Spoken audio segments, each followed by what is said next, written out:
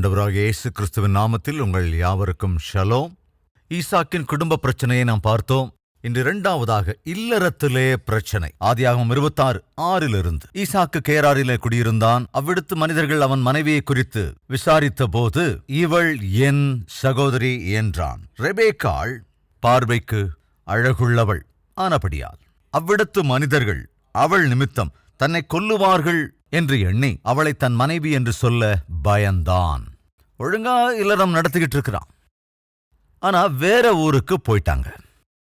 போன இடத்துல அந்த குடும்பத்திலே அந்த இல்லறத்திலே ஒரு பெரிய பிரச்சனை வந்தது. அது என்னவென்றால், அந்த பகுதியிலே இருந்த மக்கள் நல்லவர்கள் அல்ல. தயவு செஞ்சு கவனிக்கணும். நம்முடைய வாழ்க்கையிலே நம்முடைய குடும்பத்திலே பிரச்சனைகள் ஏன் வருகிறது?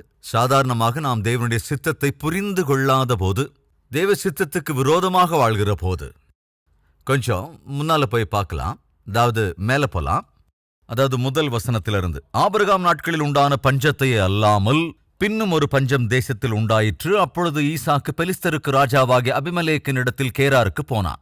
கர்த்தர் அவனுக்கு தரிசனமாகி, நீ எகிப்துக்கு போகாமல் நான் உனக்கு சொல்லும் தேசத்திலே குடியிரு. நான் சொல்லும் தேசத்திலே குடியிரு. இந்த தேசத்திலே வாசம் பண்ணு.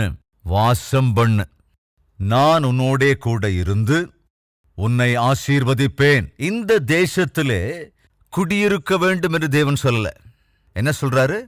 வாசம் பண்ணு. இந்த தேசத்துல நீ வாசம் பண்ண வேண்டும். அது பெர்மனன்ட் செட்டில்மெண்ட் அல்ல. This is only a temporary stay for you. இந்த தேசத்துல நீ தற்காலிகமாகத்தான் இருக்கணும். பெர்மனண்டா இருக்கிறதுக்கு வழியில பெர்மனண்டா இருக்கணும்னு நீ நினைக்கவும் கூடாது. This is not the safe place. இந்த தேசம் உனக்கு பாதுகாப்பான தேசம் அல்ல. இங்க நீ பெர்மனண்டா இருக்கணும்னு யோசனை பண்ணாத. இங்க நீ குடியிருக்கவும் வேண்டாம். இது ஒரு டெம்பரரி ஸ்டே மாத்திரம்தான் என்று தேவன் திட்டவட்டமாய் சொன்னார். அது தேவ சித்தம். 6வது வசனம், ஈசாக்கு கேராரிலே என்ன இருக்குங்க? குடியிருந்தான். அப்படின்னா பெர்மனன்ட் ஸ்டே. தேவன் என்ன சொன்னாரு? இங்க குடியிருக்க கூடாது. He lived in Gerar. He lived. அங்கே குடியிருந்து விட்டான். But that was not God's plan. That was not God's will. சகோதர சகோதரிகளே, ஏன் அந்த குடும்பத்துல பிரச்சனை வந்தது? இல்லறத்துல ஏன் பிரச்சனை வந்தது? இப்ப அந்த பிரச்சனை எவ்வளவு பயங்கரமான பிரச்சனைனா, ஈசாக்கு தன் மனைவியை இழக்க போகிறான். அவனுடைய குடும்பமே நிலைகுலைய போகிறது. இல்லறம் தவிடுபொடியாக போகிறது. ஏன் அவனுடைய இல்லறத்திலே அப்பேற்பட்ட ஒரு பயங்கர சூழ்நிலைமை உண்டாயிற்று? அதுக்கு முக்கியம் என்னன்னா, ஈசாக்கு தேவனுடைய சித்தத்தை, அவருடைய சித்தத்துக்கு விரோதமாக அங்கே நடந்து கொண்டார். நாட்களிலும் இல்லறம் ஏன் குலைகிறது? ஏன் இல்லறங்களிலே பிரச்சனைகள் வருகிறது? முக்கியமாக தேவ சித்தத்துக்கு விரோதமாக நடந்து கொள்வதால் தான். கணவன் இருக்கிற போதும் இன்னொரு ஆணோடு அறிமுகம், மனைவி இருக்கிற போதும் இன்னொரு ஸ்திரீயோடு பழக்கம், அனாவசியமாக ரகசிய ஒப்பந்தங்கள், கான்ட்ராக்ட்ஸ், கனெக்ஷன்ஸ், கான்டாக்ட்ஸ், இதெல்லாம் தேவையாங்க. தயவு செஞ்சு கவனிங்க. அன்னைக்கு ஈசாக்கின் இல்லறத்துல பிரச்சனை வர பிரதான காரணம் என்னவென்றால், தேவனுடைய சித்தத்தை அவன் அறிந்திருந்தும் கூட அந்த சித்தத்தின்படி செய்யாததுதான். இன்னைக்கு உன்னுடைய குடும்பத்துல, உன்னுடைய இல்லறத்துல இருக்கிற முக்கிய பிரச்சனை என்ன? உனக்கு தெரியும் தேவ சித்தம் என்ன என்பது, ஆனாலும் அந்த சித்தத்துக்கு விரோதமாக நீ நடக்கிறாய். போகக்கூடாத இடங்களுக்கு போகிறாய், இருக்கக்கூடாத இடங்களிலே இருக்கிறாய், பேசக்கூடாதவர்களோடு பேசுகிறாய், பழக்கமாக கூடாதவர்களோடு நீ பழக்கத்தை ஏற்படுத்துகிறாய். அதன் விளைவாக குடும்பத்துல, இல்லறத்துல பிரச்சனைகளை வருவித்துக் கொள்ளுகிறாய். டெம்பரரியா இருந்தப்ப ஈசாக்கு பெர்மனண்டா இருக்க ட்ரை பண்றான். அதன் விளைவாக என்ன நடந்தது? அந்த பகுதியைச் சேர்ந்தவர்கள் ரெபேக்காள் மீது கண் வைத்தார்கள். அதனால் இப்பொழுது ஈசாக்கின் குடும்பத்திலே ஒரு பெரிய பிரச்சனை வருகிறது. என்ன பிரச்சனை? ரெபேக்காள் அழகுள்ளவள் என்பதால் ரெபேக்காளை உயிரோடு விட்டு என்னை கொன்று விடுவார்கள் என்று அவன் என்ன செய்கிறான்? ஒரு பொய்யை சார்ந்திருக்க ஆரம்பிக்கிறான். இவள் என் சகோதரி என்று சொல்லவும், என்று பிரச்சாரம் பண்ணவும் ஆரம்பித்தான். எஸ், சில சமயங்கள்ல ஒரு பெண்ணை விரும்புவாங்க அல்லது ஒரு பையனை விரும்புவாங்க. அது யாருன்னு கேட்டா துணிகரமா சொல்லுவாங்க, அவரு என் பிரதர்னு. சேச்சா, யாருங்க? அவங்க என் கசின் சிஸ்டருங்க. டு ஸ்டார்ட் வித் அப்படிதான் ஸ்டார்ட் பண்ணுவாங்க. கசின் சிஸ்டர், சிஸ்டர் சிஸ்டர்னு ஸ்டார்ட் பண்ணி, பிரதர் பிரதர்னு ஸ்டார்ட் பண்ணி, அதுக்கப்புறம் சிஸ்டர், அதுக்கப்புறம் அந்த பிரதர் மாமாவா மாறிடுவார். என்னங்க இது? ஒன்றுக்கு உதவாத முறைகள் இருக்கீங்களா? யாராவது அப்படிப்பட்டவங்க? பிரதர் பிரதர் பிரதர் பிரதர், மாமா மச்சான் மச்சான், பாவிகள். ஈசாக்குக்கு என்னங்க வந்தது? மனைவிய தங்கச்சின்னு சொல்றான். வீட்ல ஒய்ஃப், ஆனா வெளியே சிஸ்டர். என்னங்க இது? வீட்டுக்குள்ள அவளோடு உறவாடுவது, வெளியே சிஸ்டர்னு சொல்லுவது. ஐயோ, என்னது? இன்னைக்கும் அப்படிப்பட்டவங்க இருக்காங்களா? இல்லையா? இருக்காங்க. தேவனோடு தான் பேசுகிறார். வெளியில சிஸ்டருங்கிற, வெளியில பிரதருங்கிற, ஆனா உள்ளுக்குள்ள குடும்பமே நடத்துற. ச்சே, என்னதெல்லாம்? இப்படி நிலைமை ஏன் வந்தது? காரணம் என்ன தெரியுமா? தேவ சித்தத்தை அறிந்திருந்தும் கூட அவருடைய சித்தத்தை புறந்தள்ளி விட்டான். எத்தனை காலம் இந்த டிராமா? எத்தனை காலத்துக்கு இந்த நம்பிக்கை துரோகம்? கவனிங்க சகோதர சகோதரி, எத்தனை காலத்துக்கு நம்மளால நடிக்க முடியும்? எத்தனை காலம் இப்படி ஏமாத்திக்கிட்டே இருக்க முடியும்? எல்லாரும் நம்பிட்டாங்க. என்னன்னு? ஈசாக்குக்கும் ரெபேக்காளுக்கும் இடையே இருக்கிற பந்தம் பிரதர் சிஸ்டர் பந்தம் என்று. அதுதானே இன்னைக்கு நீ எல்லாருக்கும் சொல்லிக் கொண்டிருக்கிற கருத்து. அதுதானே? அது சகோதர பந்தம் தான். It's only brotherly relationship. Nothing. அதுக்கு மேல வேற ஒன்றும் இல்லைங்க.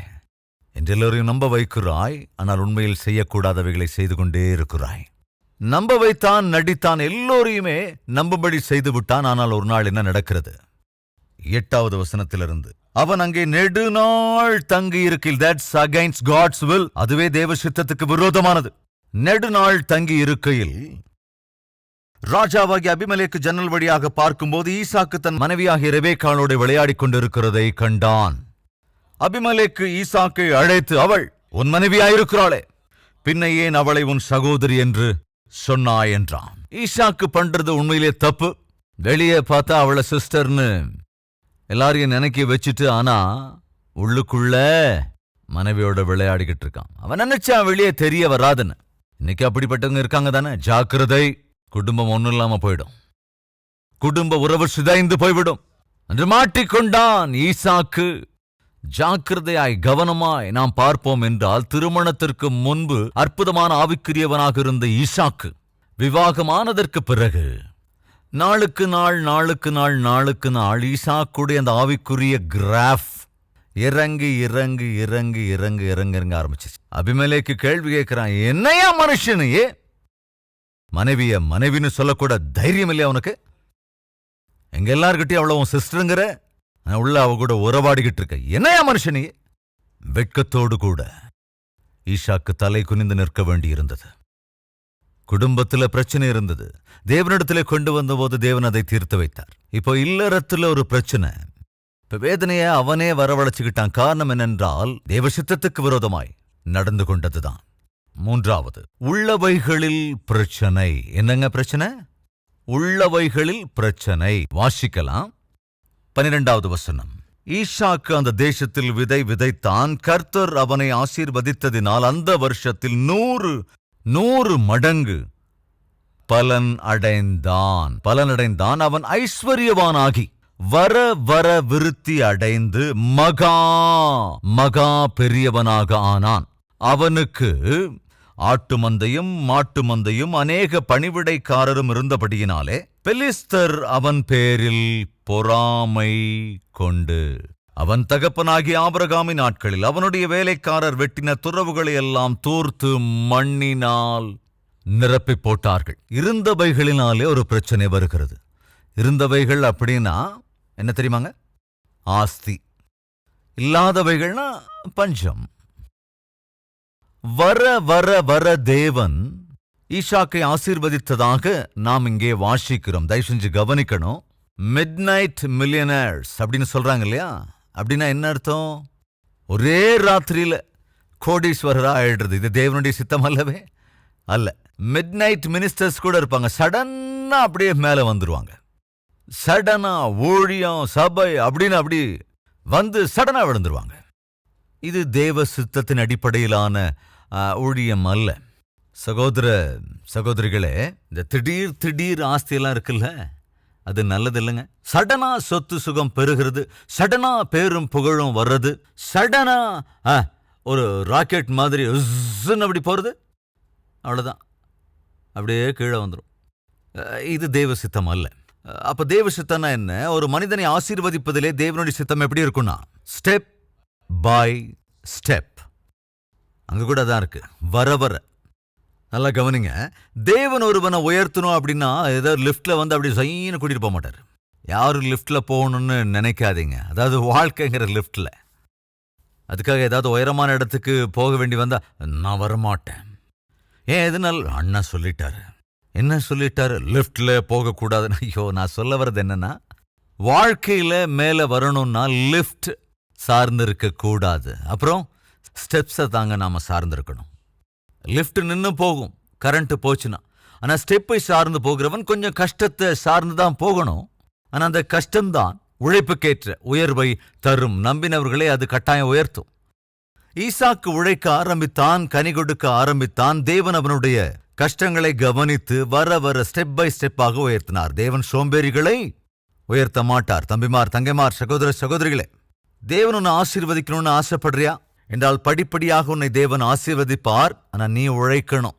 நாம கஷ்டப்பட்டு உழைச்சு ஒழுக்கமா இருப்பவைகளை நாம் சேர்த்து கொள்ளுகிற போது கவனிங்க, துவேஷிக்கிறவங்க இருப்பாங்க, தூஷிக்கிறவங்க வருவாங்க, உன்னுடைய வளர்ச்சியை கண்டு பொறாமைப்படுவோரும் வருவாங்க. இந்த பிரச்சனையை ஈசாக்கும் எதிர்கொள்ளுகிறான். இந்த பிரச்சனை ஒரு ஊழியக்காரனாகிய எனக்கும் வந்திருக்கு. நம்முடைய கால்வரி டெம்பிள்னா சாத்தானுக்குரியவர்களுக்கு எவ்வளவு பொறாமை, எப்படியெல்லாம் துவேஷிப்பாங்க தெரியுமா? இந்த எளிய ஊழியக்காரன் பேரை சொன்னாலே பாவம் அநேகருக்கு கழுத்து வரைக்கும் வந்துடும். அது சாதாரண விஷயம். தேவனால் உயர்த்தப்பட்ட, தேவனால் ஆசீர்வதிக்கப்பட்ட ஆபேலை கண்டு காயீனுக்கே என்னாச்சுங்க? கழுத்து வரைக்கும் கோபம் இருந்ததுங்க.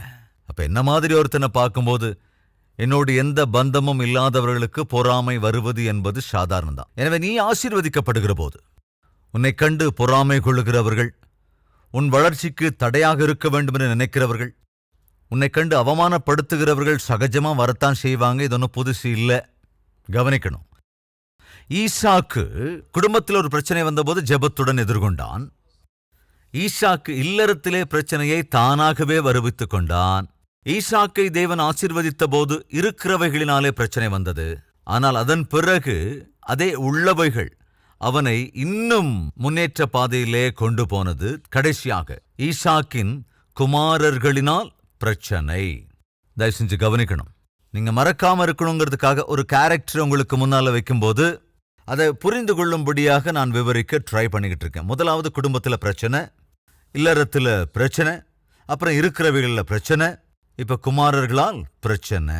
ஈசாக்குக்கு 2 குமாரர்கள், ஒருவன் ஏசா, இன்னொருவன் யாக்கோபு. உங்க 2 பேருக்கும் பிடிச்சிக்காது. 2 பேருக்கு இடையில ஐக்கியம் சமாதானம் எதுவும் கிடையாது. குமாரர்களுக்கு மத்தியில இந்த மாதிரி ஐக்கியம் இல்லாம போயிட்டா, பிள்ளைங்களுக்கு மத்தியில சரியான சமாதானம் இல்லைன்னா எந்த தாயா இருந்தாலும் தகப்பனா இருந்தாலும் நரகவேதனை. ஆனா விசித்திரம் என்னன்னா, வினோதம் என்னன்னா, ஏசாவுக்கும் யாக்கோபுக்கும் மத்தியிலே சமாதானம் இல்லை என்று தெரிந்திருந்தும் கூட ஈசாக்கு அதை கொஞ்சம் கூட கண்டுக்கவே இல்லைங்க. இது நல்ல ஆவிக்குரிய நடத்தை அல்ல. 27ஆம் அதிகாரத்தின் முதல் வசனம். ஈசாக்கு முதிர் வயதானதினால் அவன் கண்கள் இருளடைந்து பார்வையற்று போன போது அவன் தன் மூத்த குமாரனாகிய ஏசாவை அழைத்து, என் மகனே என்றான். அவன் இதோ இதோ இருக்கிறேன் என்றான். அப்பொழுது ஈசாக்கு, கவனிங்க, நான் முதிர் வயதானேன், என் மரணம் இன்ன நாளில் என்று அறியேன். ஆகையால் ஈசாக்கு ஏசாவை கூப்பிட்டு இப்படி சொல்றான், ஏசா, எப்பா, எனக்கு ரொம்ப வயசாயிருச்சியா, எப்ப செத்து போகணும் எனக்கு தெரியாதியா. மரணத்துக்கு சமீபமாக போகும்போது ஈசாக்கு என்ன ஆசைப்படுறான் கவனிங்க. டேய், உனக்கும் தம்பிக்கும் கொஞ்சம் கூட ஒத்து வரதே இல்லை. பிள்ளைங்களை பெற்றதுக்கு அப்புறம் பிள்ளைங்க மத்தியில ஐக்கியம், சந்தோஷம், சமாதானம் இல்லைன்னா எந்த தகப்பனுக்கும் உள்ளம் நொறுங்கி போயிடும்டா. சாகிறதுக்கு முன்னால ஒன்னு சொல்லணும்னு ஆசைப்படுறேன். அது என்னன்னா, அண்ணன் தம்பி நீங்க 2 பேரும் சந்தோஷமா சமாதானமா ஒன்னா இருக்கிறத பார்க்கணும்னு ஆசைப்படுறேன். நீ என்னமோ என் பக்கம் நிக்கிறான், அவன் என்னமோ அவங்க அம்மா பக்கம் நிக்கிறான். வீட்டுக்குள்ள இப்படி 2 கட்சியா இருக்கிறோம். என்னையா நம்ம வீட்டுக்குள்ள இப்படி 2 பார்ட்டி. அதனால நீங்க சமாதானமா இருக்கணும் யா, நீயும் தம்பியும் ஒன்னா இருக்கணும்டா அப்படின்னு அங்க ஈசாக்கு சொன்னா. இல்லவே இல்லைங்க. என்ன சொல்றான் பாருங்க, மகனே எனக்கு வயசாயிடுச்சுப்பா, நாளைக்கோ நாளானிக்கோ போய் சேர்ந்துருவேன். அந்த மாம்சம் இருக்கு இல்லையா, என்ன இருக்குதா, மாம்சமா வேட்டையாடி நான்வெஜ் நீ கொண்டு வந்தா, ஏதோ இந்த கிழவனுக்கு இந்த வயசான காலத்துல ஏதோ மாம்சம் சாப்பிடணும்னு ஆசையா இருக்கியா. ஆவிக்குரிய பிரகாரமாய் தன் வாழ்க்கையை ஆரம்பித்தவன் சரீர பிரகாரமாக இங்கே தன் வாழ்க்கையை நிறைவு செய்ய ஆசைப்படுகிறான். நல்லது இல்லவே இல்லைங்க. சகோதர சகோதரிகளே, சரீர பிரகாரமாக நம் வாழ்க்கையை ஆரம்பித்தோம். ஆனால் கவனிங்க, ஆவிக்குரிய பிரகாரமா இதை முடிக்கணும்னு தான் தேவன் விரும்புகிறார்.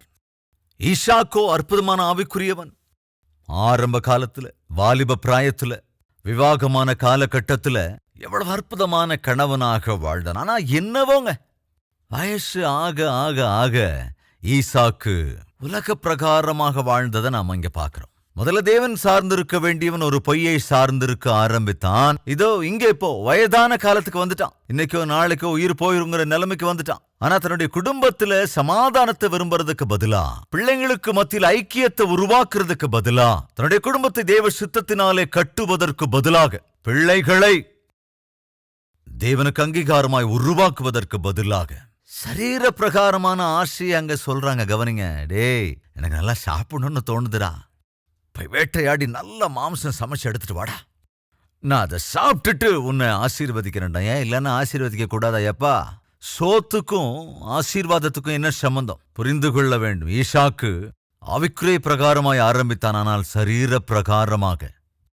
தன்னுடைய வாழ்க்கையை முடிக்கிறான். இங்க பிள்ளைகளுக்கு மத்தியில சமாதானம் இல்ல, பிள்ளைகளுக்கு மத்தியில நல்ல ஐக்கியம் இல்ல, அண்ணன் தம்பியான ஏசாவுக்கும் யாக்கோபுக்கும் மத்தியில சமாதானம் இல்ல. அதே போல அதே நிலைமையிலேயே ஈசாக்கு தன் வாழ்க்கை பிரயாணத்தை முடித்தான். தந்தைமார், தாய்மார், நீங்க கேட்க வேண்டியது உங்களுடைய சந்தோஷத்தையோ சமாதானத்தையோ சுகத்தையோ சௌக்கியத்தையோ இல்ல.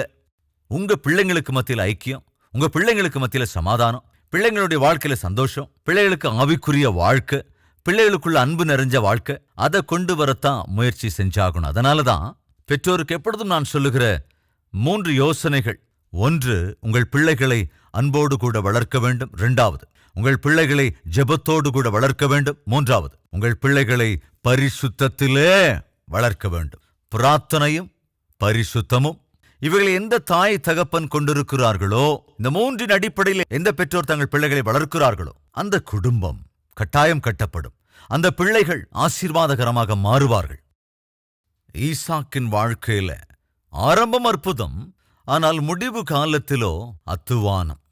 ஒரு காரியத்தின் துவக்கத்தை பார்க்கலாம், அதன் முடிவு நல்லது. ஒருவனுடைய ஜனன நாளை பார்க்கலாம், அவனுடைய மரண நாள் நல்லது. நண்பர், சகோதர சகோதரிகளை, நம்முடைய வாழ்க்கையில எப்போதும் செய்ய வேண்டிய ஜெபம் என்னன்னா, ஆண்டவரே அற்புதமான முடிவை எனக்கு அருளிச் செய்யுங்க. ஆண்டவரே, உம்மை சேவித்து, உம்மை துதித்து, உம்மையே ஸ்தோத்தரித்து, உம்மையே பணிந்து கொண்டு இந்த வாழ்க்கையை முடிப்பதற்கு எனக்கு கிருபை அருளுங்க. கவனிங்க, ஜார்ஜ் விட்ஃபீல்டு என்கிற ஒரு பிரசங்கியார், சுவிசேஷகர், தன் ரூமுக்கு அப்பதான் வர்றாரு. ரொம்ப டயர்டா இருந்தார். அவர் கூட இருந்த ஊழியக்காரர் சொல்றாரு, அல்லது நண்பர் சொல்றாரு, ரொம்ப டயர்டா இருக்க, போய் ரெஸ்ட் எடுத்துக்கோ. அப்ப ஜார்ஜ் விட்ஃபீல்டு என்ன சொன்னார்னா, ஒரு நிமிஷம் போற, 2 கரங்களையும் கூப்பி, ஐயா, நான் மறுபடியும் போய் உம்முடைய வசனத்தை பிரசங்கித்து இன்னும் சில ஆத்துமாக்களை நான் ஆதாயம் பண்ண நீர் விரும்புவீர் என்றால் அதற்கான பலன் எனக்கு கொடுங்க. நான் போய் மறுபடியும் ஊழியம் செய்து இன்னும் சில ஆத்துமாக்களை ரட்சிப்புக்குள் வழிநடத்தி அப்போ வந்து நான் ரெஸ்ட் எடுத்துக் கொள்ளுகிறேன். ஏற்கனவே தேவ செய்தி கொடுத்து டயர்டா வந்திருக்கிற நபர் ரெஸ்ட் எடுக்க வேண்டிய சமயத்தில் என்ன ஜெபிக்கிறார்? கவனிங்க, இன்னும் உம்முடைய வார்த்தைகளை நான் பிரசங்கிக்க வேண்டியிருந்தால் எனக்கு அந்த பலனை அருளுங்க. ஓய்வெடுக்க வேண்டிய ஜார்ஜ் விட்ஃபீல்டு மறுபடியும் வெளியே போனார். தேவ வார்த்தைகளை அறிவிச்சாரு, சில ஆத்துமாக்களை ரட்சிப்புக்குள் வழிநடத்தினார். அப்படியே வந்து முழங்கால் படியிட்டாரு. ஜெபம் பண்ணிக்கிட்டு இருக்காரு இல்ல என்று நினைத்தார் அந்த ஊழியக்காரர் அல்லது அவரோட ஃப்ரெண்டு. கொஞ்ச நேரம் கழிச்சு வந்து பார்த்தபோது அப்படியே முழங்கால் படியிட்டு இருக்கிறாரு. என்ன எவ்வளவு நேரம் முழங்கால நிற்கிறார் அப்படின்னு வந்து, ஐயா ஐயா, எந்த அசைவும் இருக்குல்லங்க. டச் பண்ணாரு, தொட்டு பார்த்தாரு, பேச்சு இல்லை. முழங்கால் படியிட்டபடியே தேவனிடத்திற்கு அவர் போயிருந்தார். அற்புதமான முடிவு. என் அன்பு சகோதர சகோதரிகளே, ஒருவனுடைய ஜனன நாளை பார்க்கலும் அவனுடைய மரண நாள் நல்லது. இங்கே இருக்கிற நீங்கள் அதே போல நம்முடைய பிரான்ச் சர்ச்சஸ்ல இருக்கிற எல்லோரும் ஈசாக்கின் மூலமாய் கற்றுக்கொண்டிருக்கின்ற இந்த அற்புதமான பாடங்களையும் அதே போல புரிந்து கொள்ள வேண்டிய எச்சரிக்கைகளையும் நம்முடைய வாழ்க்கையில கடைபிடித்தால் அது எவ்வளவு நல்லா இருக்கும். இல்லறத்துல பிரச்சனை, இருந்தவைகளால் பிரச்சனை. குடும்பத்துல இல்லறத்துல இருந்தவைகள்ல இப்ப பிரச்சனை. குமாரர்களோடும் பிரச்சனை. எது எப்படி இருந்தாலும் ஈசாக்கின் வாழ்க்கையிலிருந்து நாம் கற்றுக்கொள்ள வேண்டியது, காரியத்தின் ஆரம்பம் நல்லா இருந்தது, ஆனால் அதன் முடிவு நல்லா இருக்கல. அந்த சூழ்நிலை நம்ம யாருக்கும் வரவே கூடாது. இன்னைக்கு குடும்பத்துல பிரச்சனை இருக்கா, ஜெபம் பண்ணுங்க. இல்லறத்துல பிரச்சனை இருக்கா, ஜெபிக்கலாமே. இருக்கிறவைகளால வளர்ச்சியினால பிரச்சனை வந்துதான் ஜெபிக்கணும். குமாரர்களால் கட்டிக்கொண்டவர்களால் பிரச்சனை வந்துதான் ஜெபிக்கணும். வாங்க ஜெபிக்கலாம்.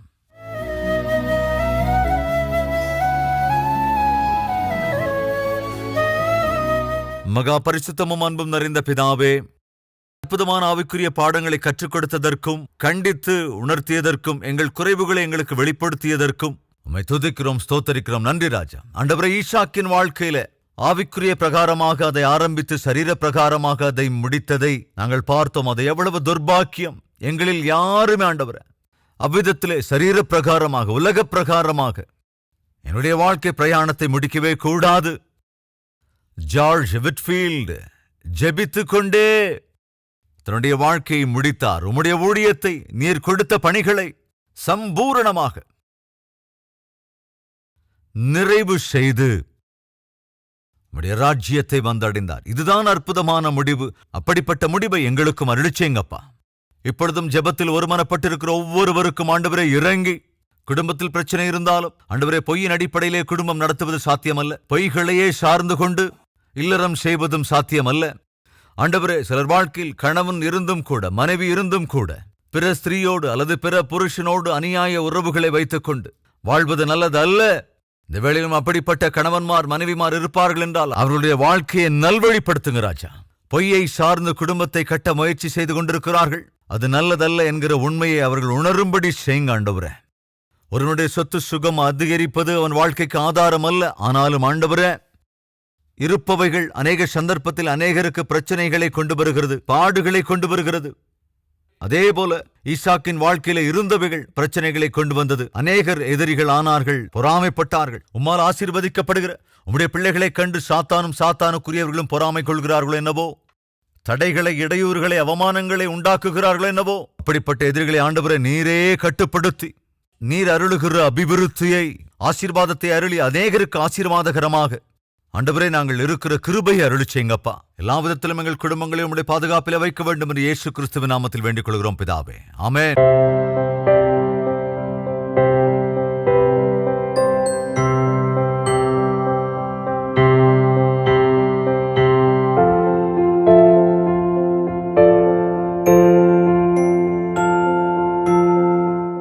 Address Calvary, Post Box number 30, Kukatpalli, Hyderabad 72.